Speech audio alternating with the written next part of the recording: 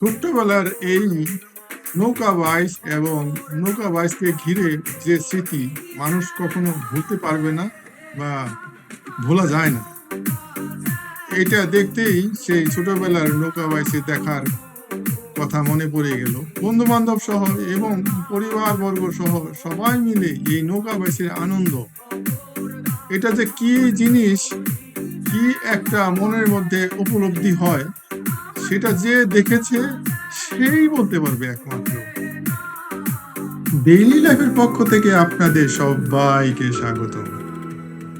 আজকে আপনাদের কাছে উপস্থিত করছি 2025 সালের কিছু নৌকা বাইচের ইভেন্ট।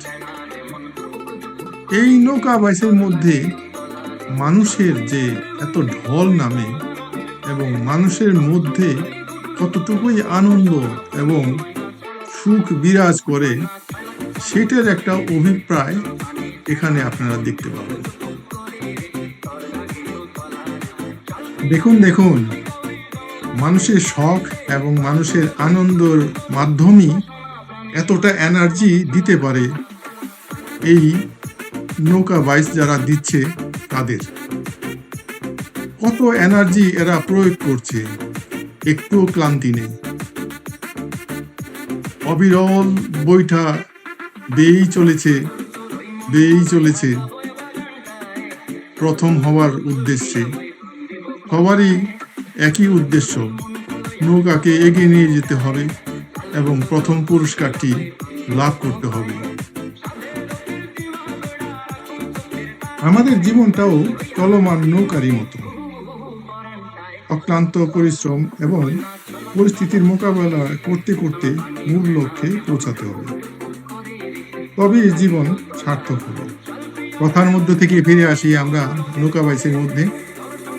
এখানে লিটন 2 এবং তুফান মিলের মধ্যে প্রতিযোগিতা হচ্ছে, কারো চেয়ে কেউ কম নয়। প্রথমে যে এনার্জি ছিল, এখন দেখা যাচ্ছে লিটন 2 এনার্জি অনেকটাই কমে গেছে, নৌকার ডিস্টেন্স অনেক বেশি, প্রায় 3 নৌকার মতো। দেখা যাক কে জিতে শেষ পর্যন্ত।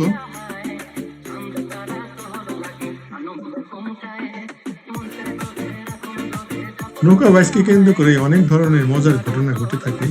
দেখুন, নৌকায় জারি গানের সঙ্গে নৃত্য পরিবেশন।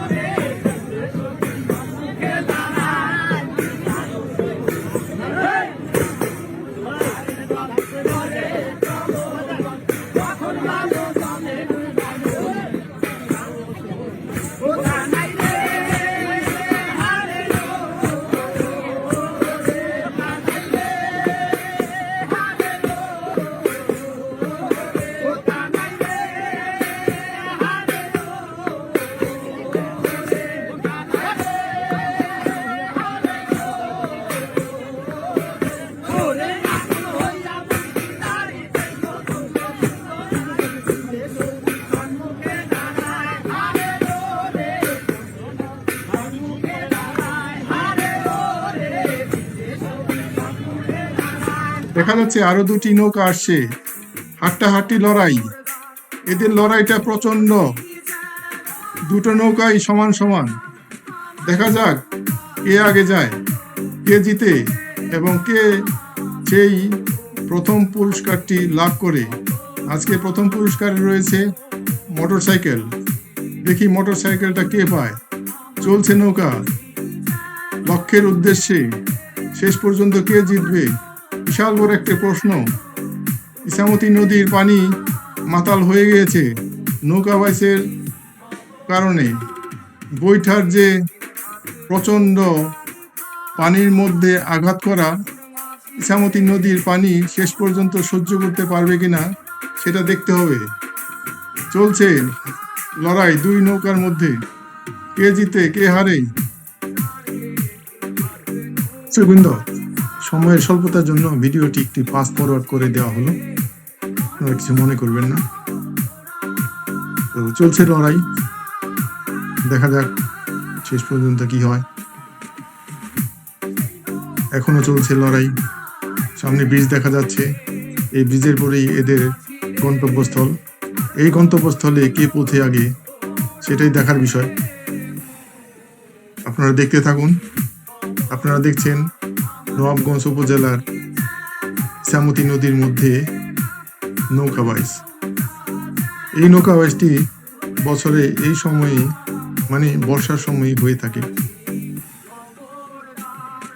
হ্যাঁ, আমরা এখন নৌকা বাইচের শেষ সীমানায় চলে আসছি। এখনই নির্ধারিত হবে কে জিতবে কে হারবে। খুবই উত্তেজনামূলক একটা মুহূর্ত। পাছার মাঝি ঠিক জায়গায় পৌঁছানোর জন্য তার নৌকাটি তাক করে সেই জায়গায় পৌঁছেছেন। দেখি কে জিতবে বলা মুশকিল। হ্যাঁ, আমাদের রেজাল্ট চলে আসছে, লিটন 2 জিতে গিয়েছে।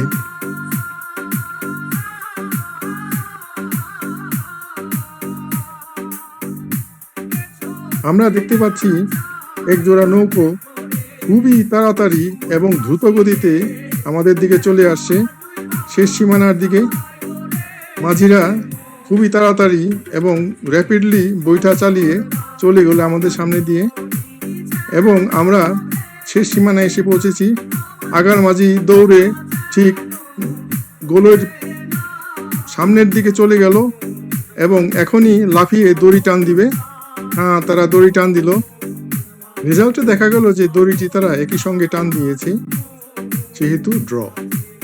আমাদের নৌকা বাইচ চলছে একের পর এক। এখানেও দেখা যাচ্ছে যে দুইটি নৌকা খুবই স্পিডে চলে যাচ্ছে। এদের অক্লান্ত পরিশ্রম এদের লক্ষ্যে পৌঁছে দিবে। বৈঠাগুলি খুবই র্যাপিডলি এরা টেনে যাচ্ছে। তাহলে দেখতে থাকুন এই বাইচের কি অবস্থা দাঁড়ায়। নৌকা বাইচ দেখতে দেখতে এর ইতিকথা সম্বন্ধে কিছু আলোচনা করি। নদীমাতৃক দেশ বাংলাদেশ, নদীর অববাহিকায় গড়ে উঠেছে বসতি। নৌকা বাইচ উপকূলীয় জনগোষ্ঠীর একটি বিশেষ বিনোদন এবং আনন্দের অনুষ্ঠান বা সাংস্কৃতিক ধারাবাহিকতা। এটা সম্ভবত 1800 শতকে মুঘল নবাবদের আমলের পর থেকে ক্রমান্বয়ে সাধারণ জনগণের মধ্যে জনপ্রিয়তা লাভ করে। বাংলাদেশ অংশের এই প্রতিযোগিতায় রয়েছে বিভিন্ন ধরনের নৌকা। তন্মধ্যে রয়েছে ঢাকার ছিপ নৌকা, পুষা নৌকা, সিলেট ও কুমিল্লার সারেঙ্গি, হেল নাও, চট্টগ্রামের সাম্পান ইত্যাদি প্রধান। অঞ্চল ভিত্তিক নৌকার আকার আকৃতি ভিন্নতা দেখা যায়। ব্রিটিশদের শাসন আমলে বিশেষ নৌকা বাইচগুলি ছিল সিলেট, বরিশাল, ময়মনসিংহের মতো অঞ্চলে। হেল নাও নামে পরিচিত ছিল বাইচের নৌকাগুলি।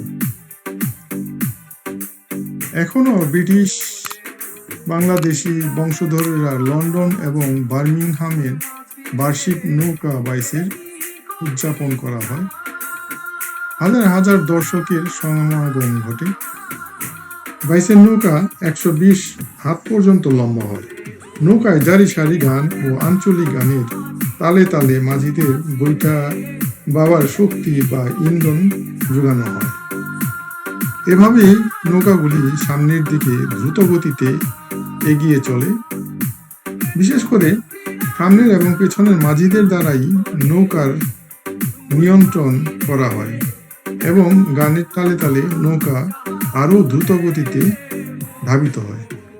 আমরা ছোটবেলায় দেখেছি বাইচে অংশগ্রহণের আগে এলাকার বিশেষ বিশেষ ঘাটে নৌকা বেরানো হয় এবং জনগণ নৌকার প্রতি ভক্তি ও মাঝিদের সম্মান প্রদর্শন করে। বাইচের দিন নৌকার মালিক মাঝিদের বিশেষ ভোজনের ব্যবস্থা করেন। সর্বোপরি এটাই বলতে চাই যে শখের পাশাপাশি অনেক খরচের প্রশ্ন আসে। বিশেষ করে আর্থিক সচ্ছলতা না থাকলে নৌকা বাইচ একেবারেই অসম্ভব। কারণ এই শক্ত ও লম্বা নৌকা বানানোর জন্য অনেক টাকার প্রয়োজন হয় এবং লোক বলেরও দরকার হয়। প্রশাসনিক ব্যবস্থাও অনুকূলে থাকতে হয়। সবকিছুই একটা নিয়মের মাধ্যমে এই নৌকা বাইচটি আয়োজন করা হয়।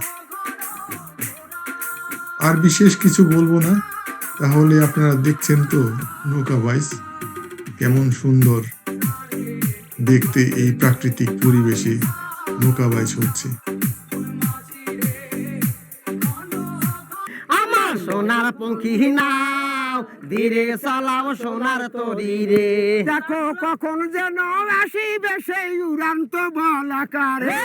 ধীরে চালাও সোনার তরি রে, আমার সোনার পঙ্খী নাও ধীরে চালাও সোনার তরি রে। হাই হাই বলাকারো বাজ দেখিব মনের নাম তোরে। ধীরে চালাও সোনার তরি রে, আমার সোনার পঙ্খী নাও ধীরে চালাও সোনার তরি রে। হাই হাই আর হবে না এমন দিন ভাই বসবো সারি সারি রে।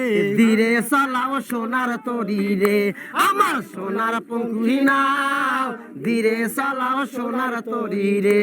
হাই হাই আর হবে না এমন দিন ভাই বসবো সারি সারি রে, ধীরে চালাও সোনার তরি রে, আমার সোনার পঙ্খী নাও ধীরে চালাও সোনার তরি রে।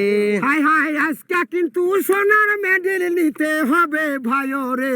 ধীরে চালাও সোনার তরি রে, আমার সোনার পঙ্খী নাও ধীরে চালাও সোনার তরি রে। হাই হাই বড় বড় ডৌ কিন্তু উঠতে পারে নদী রে। ধীরে চালাও সোনার তরি রে, আমার সোনার পঙ্খী নাও ধীরে চালাও সোনার তরি রে। হাই হাই হাইলের মাঝি দুলাল মিয়া হাল ধরিবা ভাইও রে। ধীরে চালাও সোনার তরি রে, আমার সোনার পঙ্খী নাও ধীরে চালাও সোনার তরি রে। হাই হাই ঢোলের সাথে শক্ত কইরা হাল ধরিবা ভাইও রে।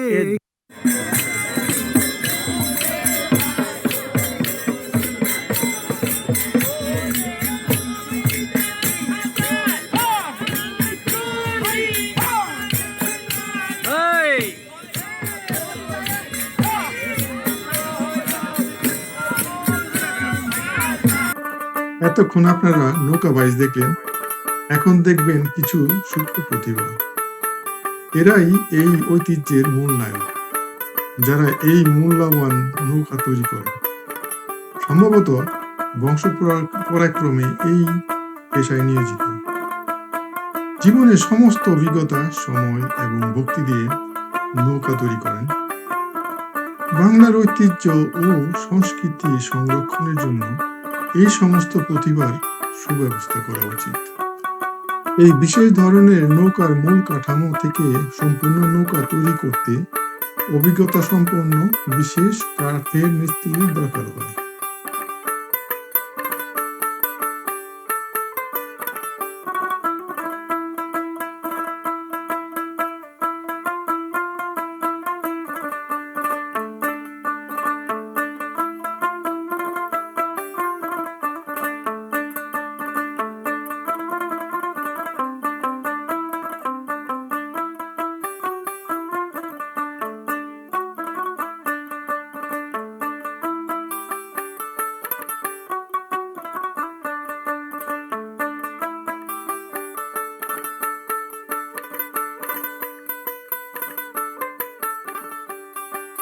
এই প্রধান মিস্ত্রি তার পেশার প্রতি ভক্তি ও ভালোবাসা প্রদর্শন করছেন।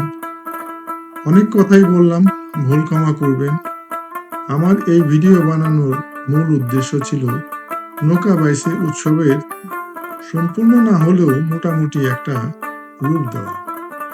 যারা ভিডিওগুলি আপলোড করেছেন সবাইকে আমার অন্তর থেকে ভালোবাসা ও কৃতজ্ঞতা প্রকাশ করছি। তাহলে দেখা হবে অন্য কোনো ভিডিওতে, অন্য কোনো কন্টেন্টের উপরে। Until then, goodbye.